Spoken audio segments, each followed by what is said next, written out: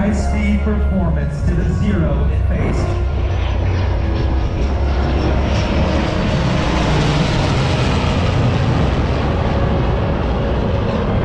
That flat pass we saw showcases the size and structural differences between the legacy and the current platform used in naval aviation.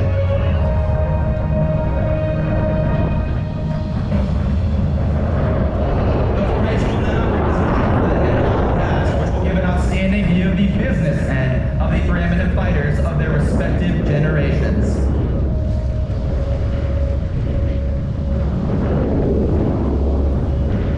Regarded as the most formidable U.S. fighter seen by the Japanese in the Pacific, it knocked out an astonishing 11-to-1 kill ratio against the Mitsubishi Zeros it faced.